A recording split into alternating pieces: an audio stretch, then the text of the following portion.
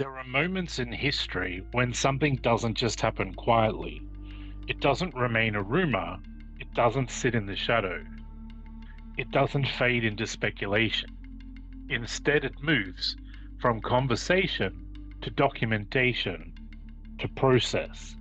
And when it reaches that final stage, something changes. Because once a claim enters a system, it is no longer just a story. It becomes something that must be acknowledged, processed, responded to. And that shift is where the story begins.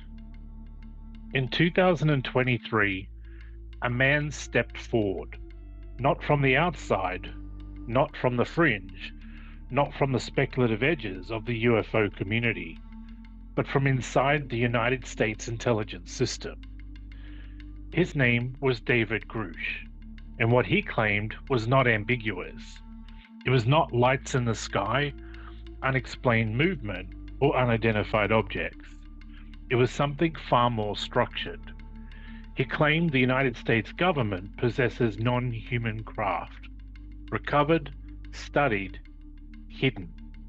And in doing so, he didn't just introduce a claim, he introduced a problem, because this time the claim did not remain contained.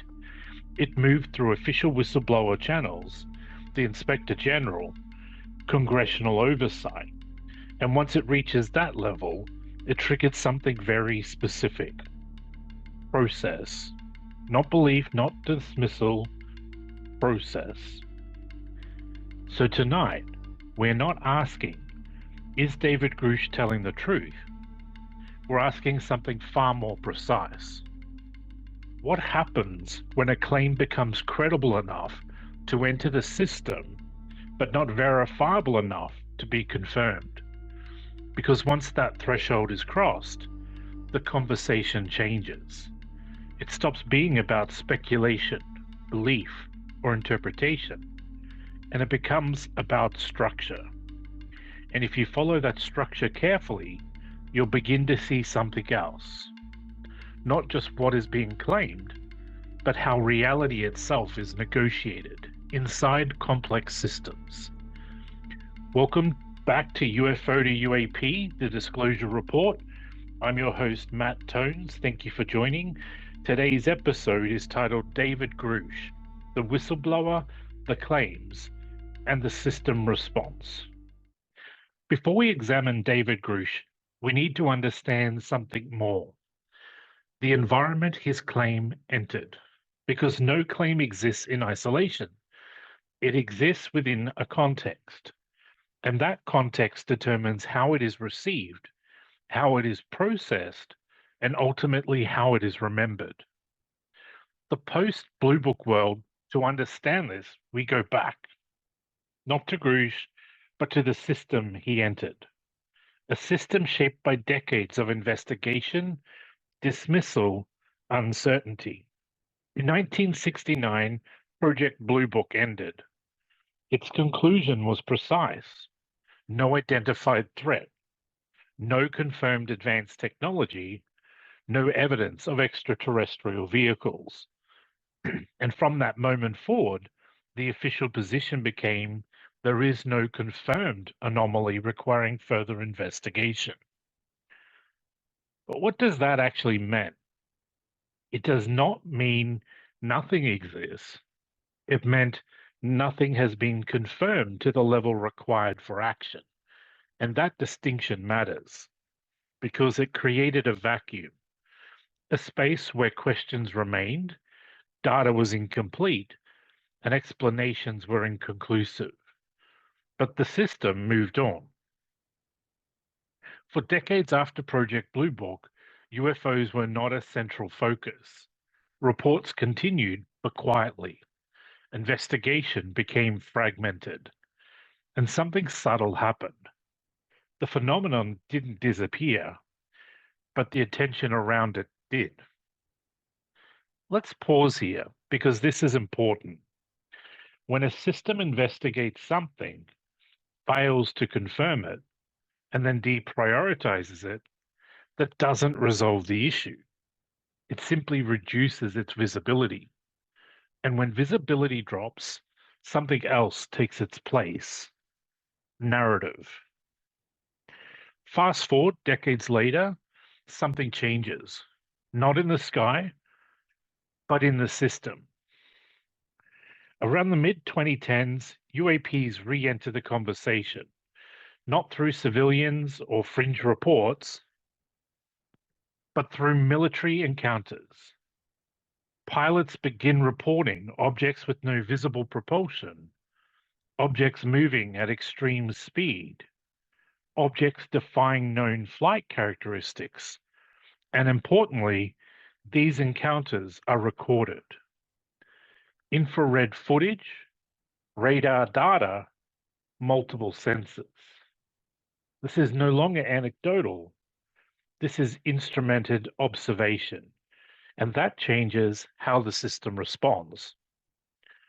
The US government responds by creating AATIP, or the Advanced Aerospace Threat Identification Program, the UAP Task Force, and later AARO, each with a similar goal: understand what is being observed. But again, the framing is consistent. Not what are these objects, but do they represent a threat? From Blue Book to AATIP to AARO, the core question remains unchanged. Threat first, explanation second.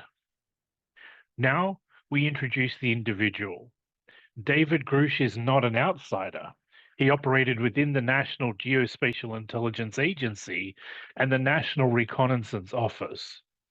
These are not abstract entities, they are the eyes of the system. They are responsible for satellite imagery, intelligence collection, global observation. Grusch was connected to the UAP task force, and this places him inside the mechanism designed to analyze unknown aerial phenomena, not observing from a distance, but participating in data analysis, intelligence synthesis, internal reporting. It establishes access, not full access, but enough to encounter information, identify patterns, and form conclusions. Because credibility in this space is rare, most claims come from indirect sources and unverifiable accounts. Grusch crosses a threshold. He is credible enough to be taken seriously by the system itself, and that changes everything. Now we move into the emergence of the claim itself. But again, we slow this down because claims of this scale do not appear instantly. They develop through exposure, interpretation, and internal tension.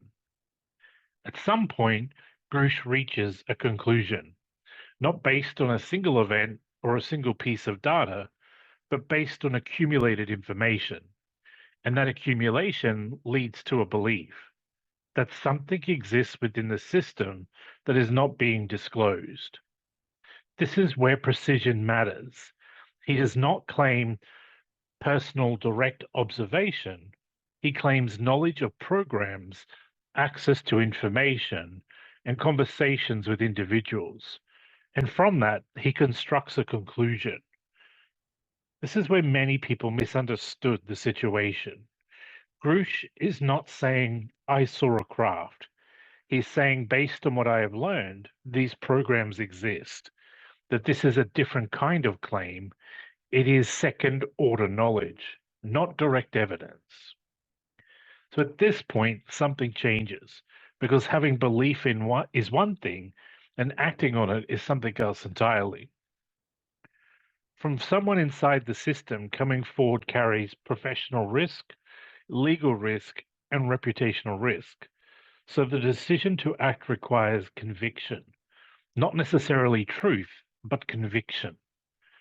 Instead of going to the media or speaking publicly, Grusch chooses the official pathway, the whistleblower process, and this is important because it signals something very specific.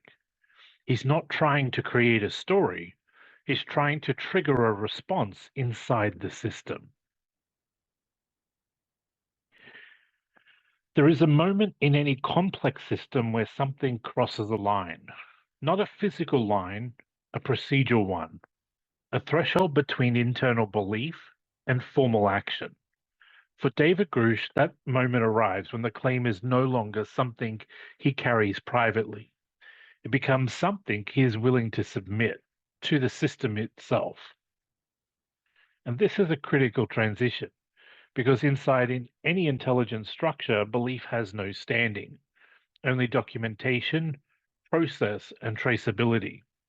So when Grusch decides to act, he does not present a story, he presents a complaint, a formal allegation that something within the system is not functioning correctly. And importantly, this complaint is not framed as aliens exist. It is framed as information is being withheld from Congress. And this reframes everything. The claim is no longer about extraterrestrial technology, it becomes about oversight failure. And that is something the system is designed to respond to. Let's pause and reinforce this. What actually triggers action here? Claims about unknown objects, advanced technology, and unexplained phenomena do not automatically trigger investigation, but claims about failure of oversight do, because they represent a structural risk, and that is something the system takes very seriously. Now we move into one of the most important components of this entire story, the Inspector General.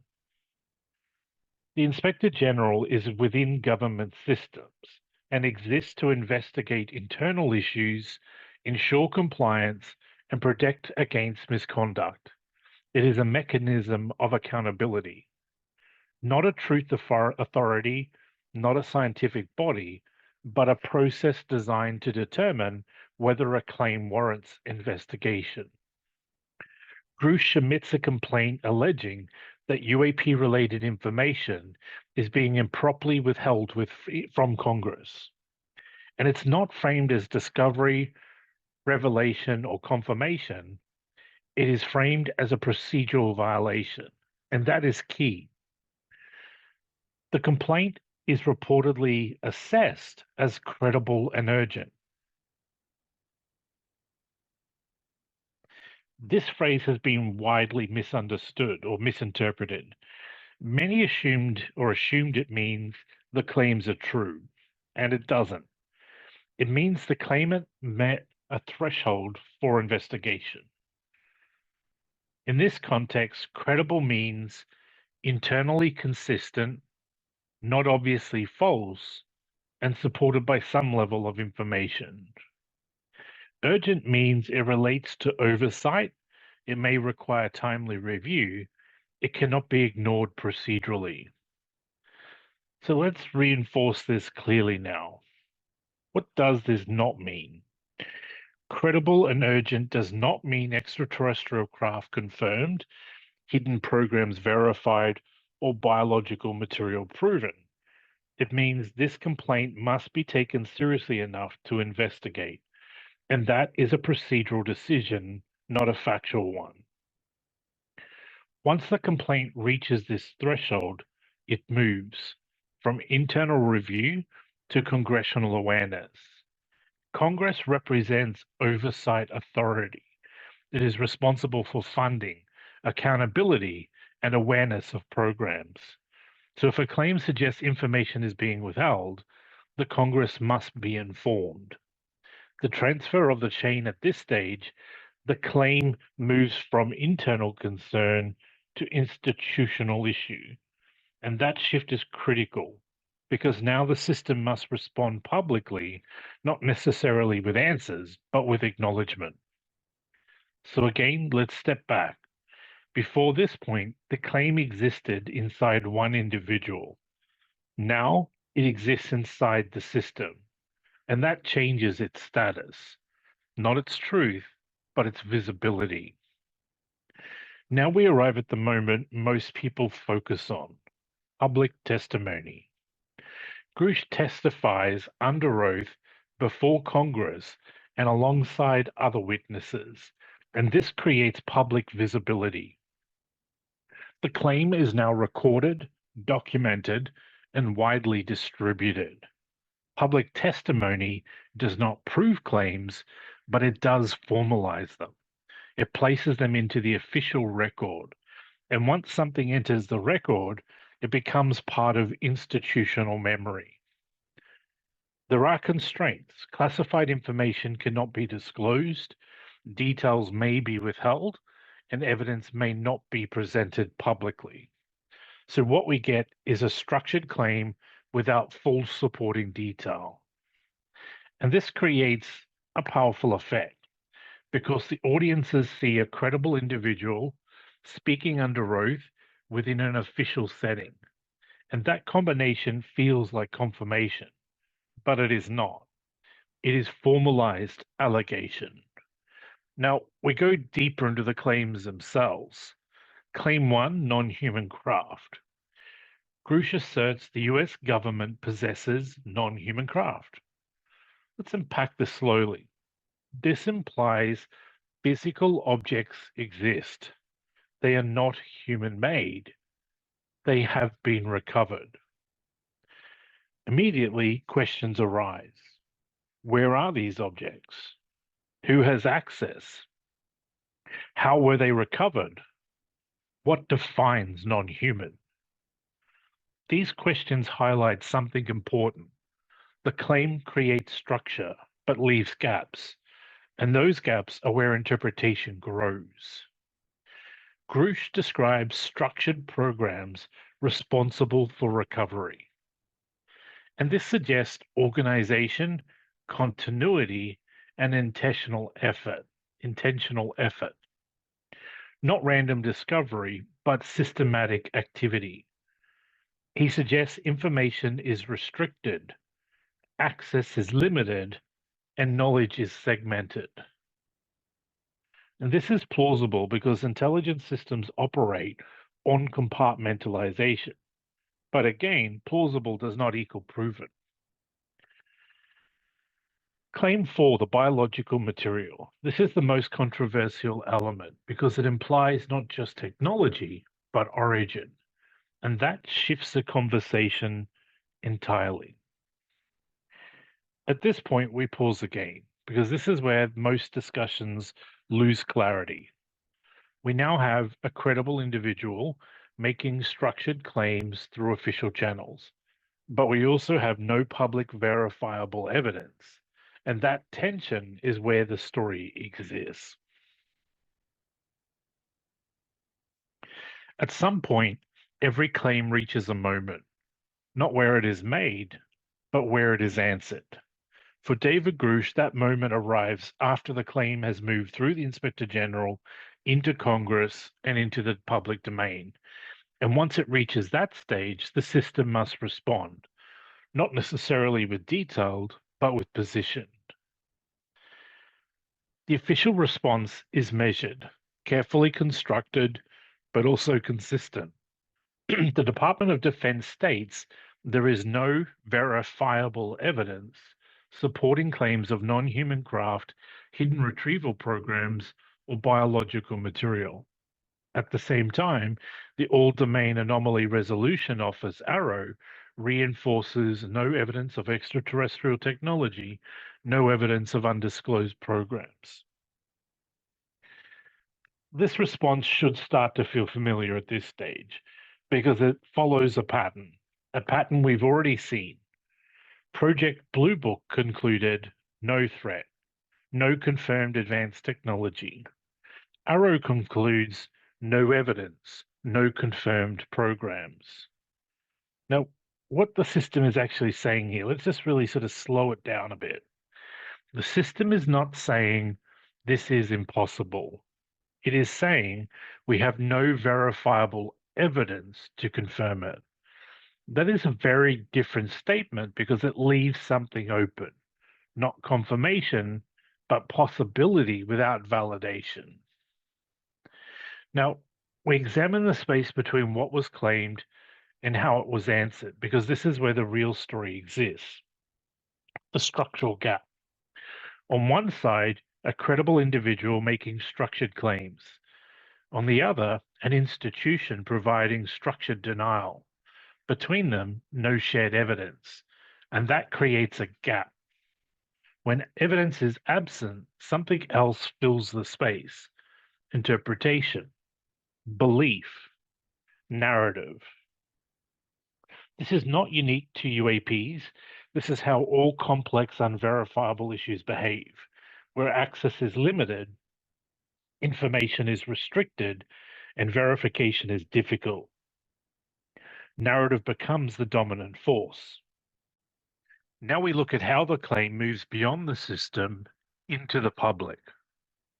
The first wave is amplification. Initial reporting focuses on the scale of the claim, the credibility of the individual, and the novelty of the situation. Headlines form around whistleblower claims government has UFOs. And the second wave is interpretation. The story begins to split. Some interpret it as confirmation, others frame it as unproven allegation. And the third wave is polarization, where positions harden. The conversation becomes belief versus skepticism, disclosure versus denial. In this process, something disappears: the nuance, the careful distinction between claim, process, and evidence is replaced by simplified positions. Because complexity is difficult to explain, and audiences seek clarity, certainty, and resolution. And when those are not available, they create them. Now, we zoom out and look at a pattern across our series of episodes so far, because this is where things become powerful. With our ancient episodes, we looked at Sitchin, chariots, and Vimanas. These shows humans interpreting the unknown through culture. The modern claim episodes like McKinnon and Immaculate Constellation, they show humans interpreting the unknown through information systems. And then institutional episodes like Blue Book and AARO, these show systems interpreting the unknown through risk frameworks. And Grusch's episode combines all three: a claim entering a system being interpreted by both. Now, this is the core insight. The phenomena has not changed. What has changed is how it is processed. Now, let's apply our strongest layer. Credibility is a gateway and not a conclusion. And Grusch's credibility allowed entry into the system, but it does not prove the claim. Process creates legitimacy, and once a claim, moves through an Inspector General, Congress, and public testimony, it gains institutional legitimacy. Not truth, but legitimacy. Information asymmetry is the core constraint here. Most people cannot access classified data and cannot verify these internal programs. So the system becomes a black box, and black boxes create narrative pressure. The system cannot confirm what it cannot prove, but it also cannot disclose what it cannot reveal. So its response becomes bounded, and the real question changes. At this stage, the question is no longer, are UFOs real? It becomes, what level of evidence would be required for confirmation? And that is a much harder question. Now, we explore final scenarios in depth. Scenario 1, full validity. If the claims are true, hidden programs exist, oversight gaps are real, and information is controlled at high levels. And the implications of this are institutional trust shifts. Disclosure becomes inevitable, and global impact is significant. Scenario 2, partial accuracy. If partially true, real systems are misunderstood, information is fragmented, and conclusions are incomplete. Versus scenario 3, misinterpretation. If incorrect, complex systems are misread, internal noise creates false structure. And scenario 4, narrative formation. If it remains unresolved, the claim persists and becomes part of cultural narratives. Let's step back one final time. We have a credible individual, a structured claim, a formal process, and a controlled response. But we do not have verifiable confirmation, and so the story remains unresolved. David Grusch represents something important, not because of what he proves, but because of what he triggers. He triggers process, and process reveals how systems handle uncertainty, not by confirming it, but by containing it. Because in the end, this was never about a claim, it was about a system being forced to respond to something it cannot fully resolve. And once that happens, something shifts. The claim doesn't disappear, it remains, it circulates, it evolves, and it shapes the next question.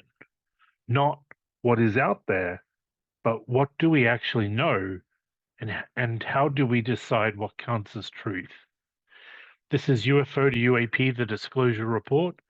I'm Matt Tones. Thank you for listening. Please subscribe and share our episode. And don't forget, sometimes the most important signal is not the claim itself, it's how the system responds to it.